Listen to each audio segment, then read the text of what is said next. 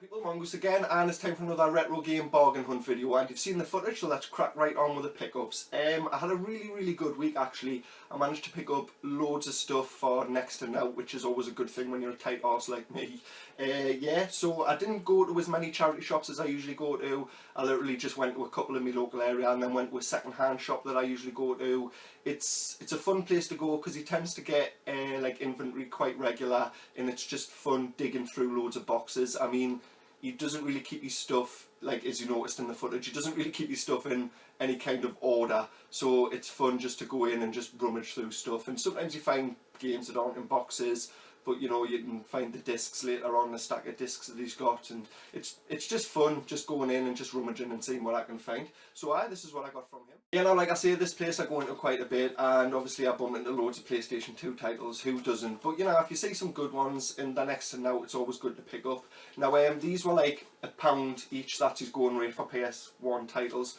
So it could be like the crappiest game ever, he'll charge you £1 for like Little Britain the game, or you could get a decent PS2 title for £1, which is what I did. I got Crash Twinsanity. I'd seen it in CEX that day, I think it was like £6 to £8 or something. And yeah, I managed to get this for £1. I know people are pleased about how Sierra treated Crash Bandicoot after Naughty Dog left.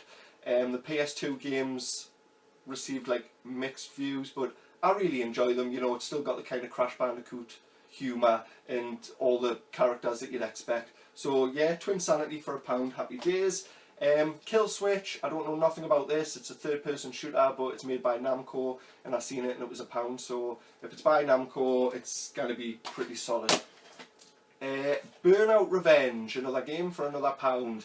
I love the Burnout games. It's not like the kind of strategy of racing. I love the, do you know the crash feature, where basically you've got to perform like the most outlandish crash and just, you know, just annihilate as many like cars as you can, lorries as you can, buses, and just like total everything on the screen, and you get more points for that. Loads and loads of fun. I've got the second one, I don't know if this is the third one, I don't know, someone educators, but loads and loads of fun.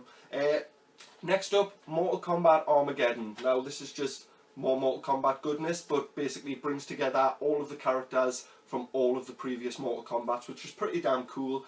There's also like a story mode, which I'm thinking is going to play similar to the Soul Calibur kind of story modes. And there's also a really cool Mortal Kombat kart racer on this, which I've heard is really fun, and it's just really cartoony and stuff, and just a bit of a diversion, you know, from playing Mortal Kombat all the time. So I think that's pretty cool that they put that in, and that was £1 as well. So you know, to get them £1 each, happy days.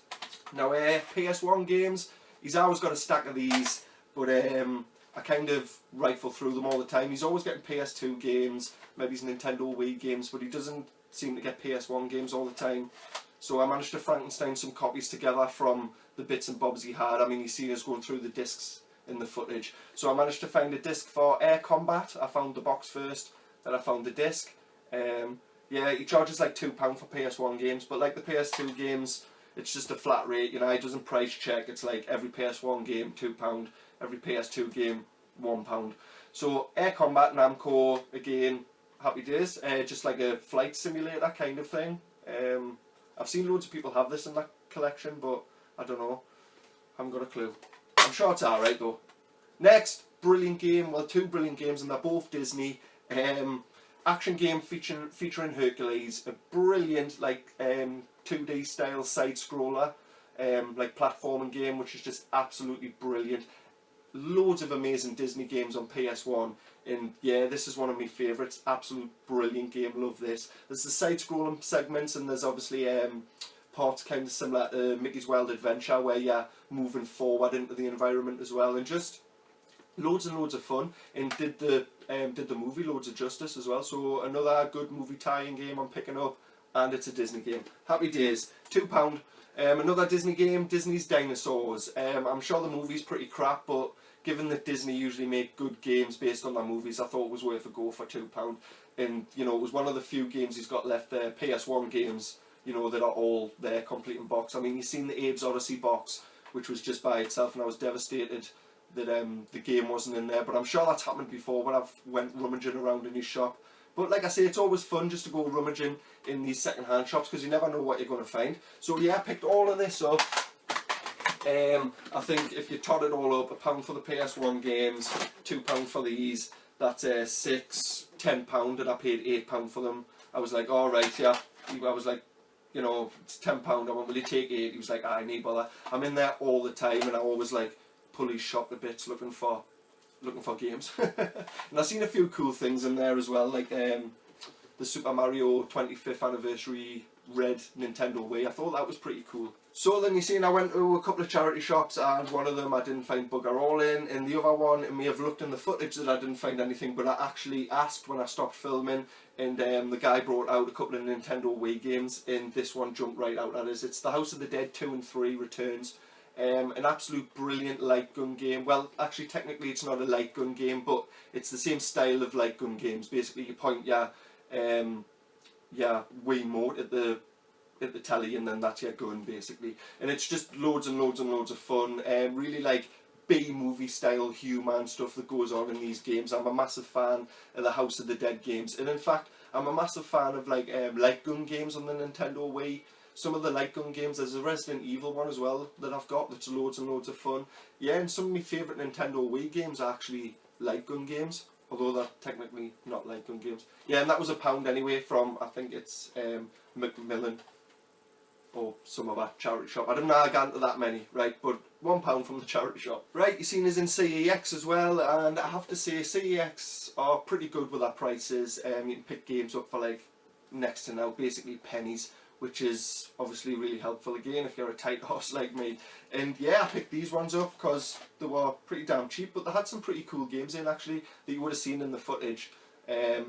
You know, but I didn't like to pay. I mean, it's not much to pay £6 or £8 for a PS2 game. It's next to nought, isn't it? But I always think, wait, I could run into it in the charity shop. I mean, look at Shadow of the Colossus. You know, I could go into a shop and pay 20–30 quid for that, but I found it in the charity shop for £1, so that just proves, you know, it's pointless spending retail. But if I see them for pennies and say CEX trust us, I'm gonna get them. And yeah, I got Primal for 75p. I've heard really, really good things about this game. Kind of like a action adventure game where you can take over the character of like your sidekick, and he's a gargoyle and he's got loads of crazy abilities. But I'm sure I've heard good things about this, and I ran across it, I think it was my last video, and it was like £2 in a charity shop in Gosford. But for some reason, I think I found Kirby in Metroid that day as well, so I just kind of overlooked it, and I'm glad I did because I think it was like £1 or £2 there, and I picked it up for 75p. It's CEX, so I'm sure I'll have fun with that. Another iToy game. Now I keep saying this, but I can't stress it enough. The iToy is a brilliant little device, and I'm always looking for, you know, iToy games, and I found another one, a brilliant one, Sega Superstars. Now this is just your basic iToy fare where lots of mini games, but obviously this one incorporates the Sega universe, and there's loads. There's, you know, Crazy Taxi, Nights into Dreams, House of the Dead, God, is Jet Set Radio on here? No, Super Monkey Ball, Virtua Fighter, obviously Sonic the Hedgehog, just loads of like Sega franchises, and there's mini games for each one of them using the iToy, so I'm sure that's going to be fun. I also managed to pick up a copy of Red Faction 2 for 50p. Now I'm not going to leave games on the shelf for 50p, especially good games. Red Faction 1 and 2 are like really, really good games. I used to play the multiplayer a lot with my stepbrother, and I've got lots of happy memories about those games. And I'm not massively into first-person shooters, especially like what the genre has become, but games like Red Faction 2, although the multiplayer was loads and loads of fun, it was very much story-driven. Like the single-player campaign was very in-depth, and I think that's what modern first-person shooters are kind of missing nowadays. So, you know, I might look down my nose at modern first-person shooters, but there are some classic ones out on PS2 and PS1 and God knows how many other consoles. But yeah, Red Faction 2, 50p, I'm not leaving that on the shelf. I also picked up the first one, but I'll get to that later. Next, I was really, really happy to get this, another really cool fighting game, Dragon Ball Z Budokai. I haven't got the second one. They have the third one in there for £4, and I don't know why I left it there. I should have gotten it, but I'll probably go back and get it later on this week.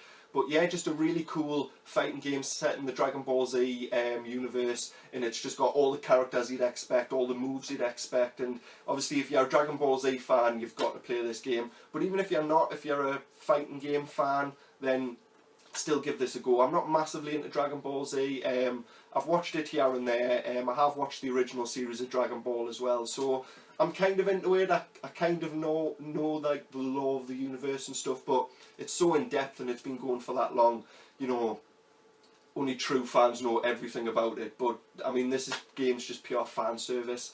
The second one's brilliant, so is the third one, and I actually really regret not going to get it. Why did I leave that game there?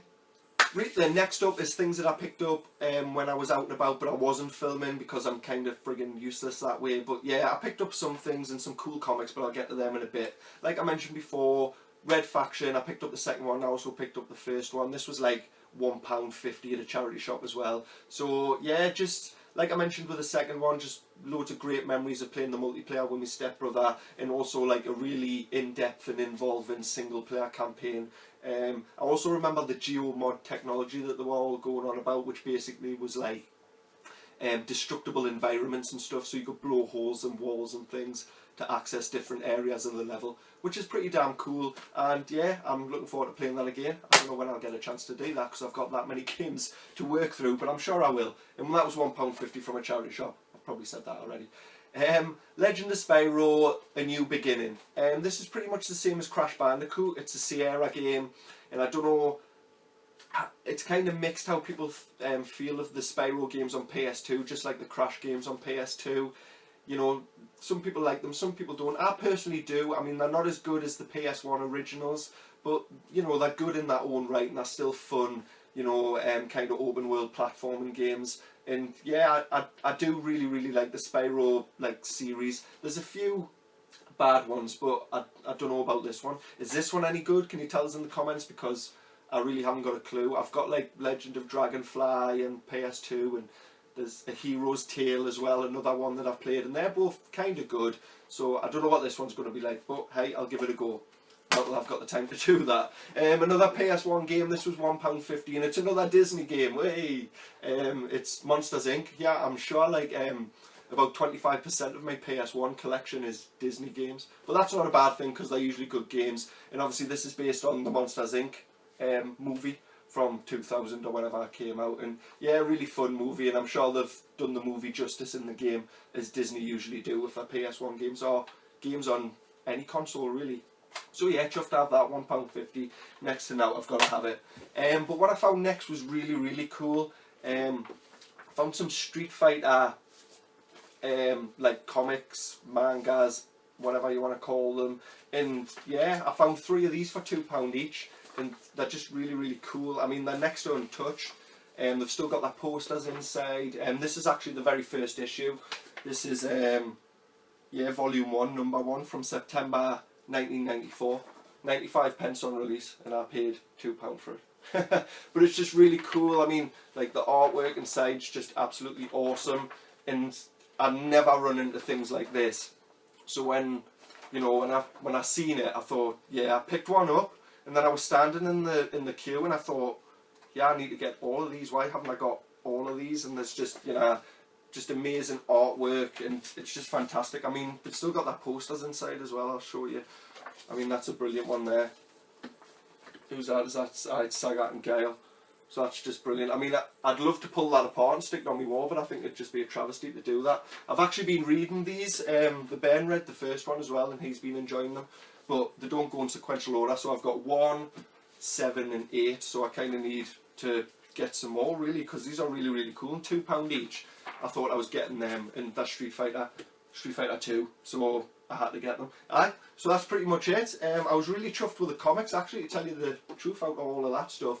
But just to get some more games to add to my collection. I mean, it's typical PS1, PS2 games, but you know, if I can pick them up for next to now and they're good games and I can add them to my collection, happy days. So anyway, I'll leave you like I always do and say thank you very much for watching, people. You know, if you've enjoyed what you've seen, please hit that like button. If you've enjoyed it in particular, please hit the subscribe button, and you know, like always, please leave your comments, because I absolutely love your feedback. Yeah, so that's pretty much it. Thank you very much for watching, people, and I'll catch you next time. Bye.